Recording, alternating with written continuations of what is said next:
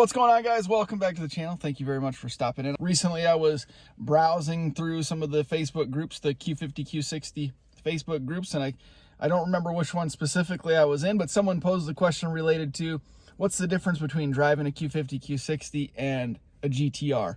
And as soon as I saw some of the comments start rolling in, I knew that I had to make this video. So I want to do a little bit of a reaction, or Jay reacts to Facebook comments regarding the GTR versus the Q50, Q60, because they're just too good. So I want to do that, but I also might give an actual perspective in the difference, because I've been fortunate enough to drive a GTR. I've also driven obviously the Q50 3.7, but I've also driven a 3.0 T as well. So just I could give some additional insight, but let's get into some of these comments. Okay, so we'll get right into this. This first one, I understand what you're getting at, but it just sounds a little bit funny. Most of the people making negative comments about the GTR have not owned one or driven one, shaking my head, face in a palm. Unless you had experience with this car, then your comments or critics are welcome.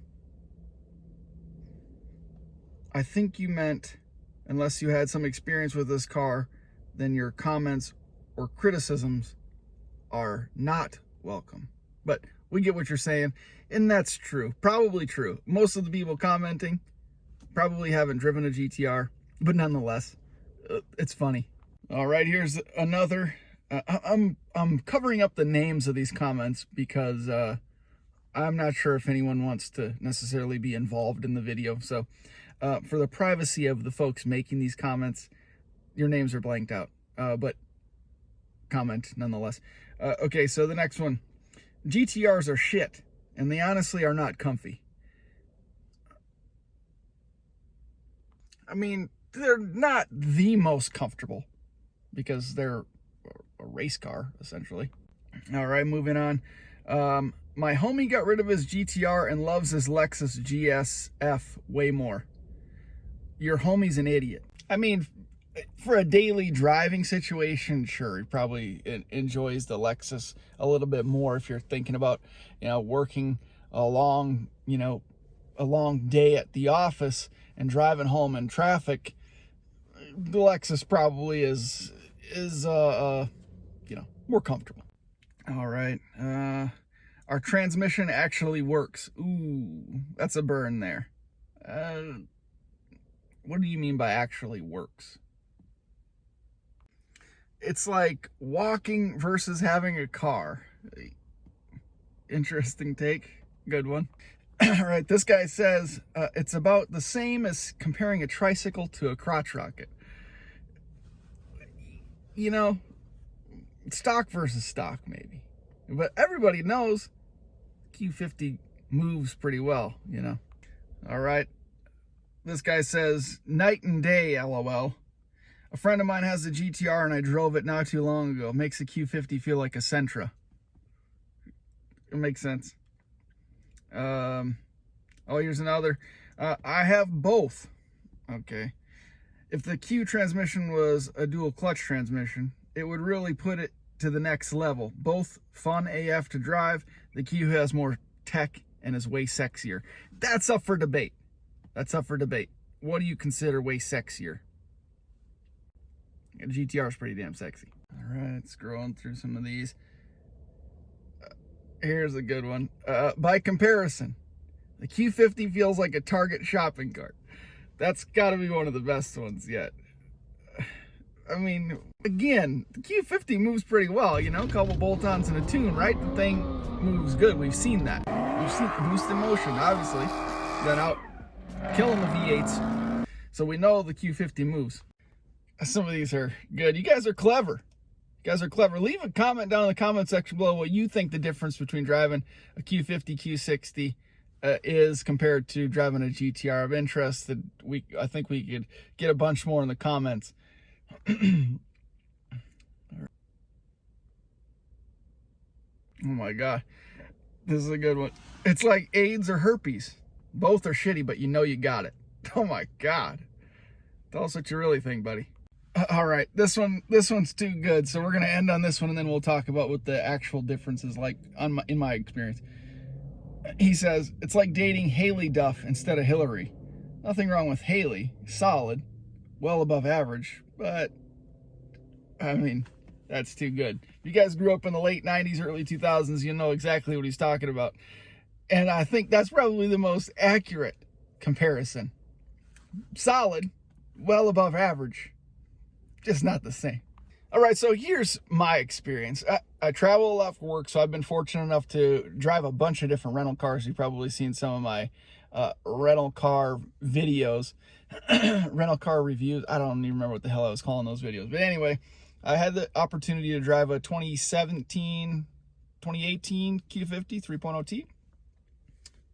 Good experience, no complaints. Kind of was what I expected it to be. But I also spent a number of years working in the automotive repair industry and had an opportunity to drive a GTR or two and, you know, gain a little bit of perspective on that car. And everybody that talks about the GTR not being the most comfortable ride, it's true. But we got to remember the car is a damn race car essentially, right? So, you know, you're in a cockpit, you feel safe, the car feels super nimble, but it's not cushy, it's not refined, it's more raw. But that's what it's supposed to be, in my opinion. So we're not comparing apples to apples. So it's an obvious trade-off, right? You get this raw, planted, capable vehicle in the GTR, but then the Q50, Q60, you get some of these more, luxury-inspired options with more comfortable seat cushions, more comfortable materials, a little more options when it comes to tech. It's not just race focused. So you have to have reasonable expectations, but both fun to drive. I mean, if we're talking just pure driving experience, the GTR blows a stock Q50 out of the water. Now I do love, and I've talked about it before, I love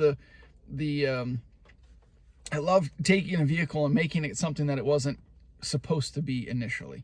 So when you can take a Q50 or a Q60, a couple of small bolt-ons, tune, and make mid 400s horsepower and mid 400s foot-pounds of torque, that's awesome. You still retain some of this luxury. You still get the comfort. I mean, look at this. First of all, look at this thing hook and get out of the hole. Everybody knows a tuned 3.0T can move. That's not up for debate. But now, look at Boost in Motion. He's just sitting back in the chair, relaxed, no worries, one hand on the steering wheel, elbow on the center console, outrunning V8s like it's a Sunday stroll. You see what I'm saying?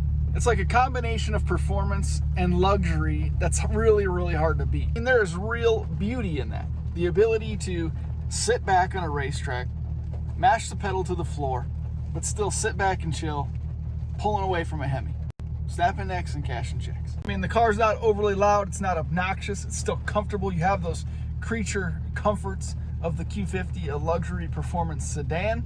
But if you're in a GTR, that is a real visceral experience. It's raw, you can feel it, you can hear it. It's part of the experience, no doubt, but that's what it's for. There's the versatility isn't there. I'll say that. This kind of goes back to that comment the person made about at least our transmissions aren't shit, or whatever. At least our transmissions work. I'm not sure exactly what he's referring to there. There might be some mixed opinions about that. But again, a GTR transmission is set for going fast. It's performance. It's performance driven.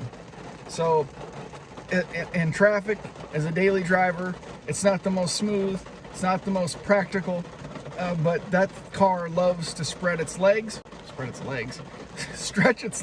and spread its wings. It wants to move, so it feels better in the higher RPM range.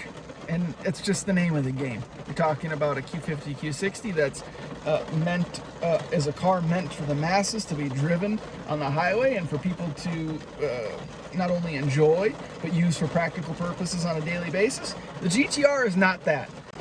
That's really all I got to say about that. I'm not sure how long this video is going to end up being, but I hope you guys enjoyed it. Thank you to Boost in Motion for being willing to make a short cameo appearance in this video. link to his video, that full-length video, in the description below. Go check it out. Subscribe to him if you haven't already, but chances are if you're watching this video, you're already subscribed to Boost. So nonetheless, I appreciate you guys watching very, very much. And again, don't forget to leave your comment down in the comment section, letting me know what your opinion is about the GTR versus the Q50 Q50 in terms of driving experience. I'm interested to know what you all think, and I'm very excited to read some of your clever comments. So thanks again for watching, guys. A lot of good stuff coming up for this Q50, and we'll see you in the next video.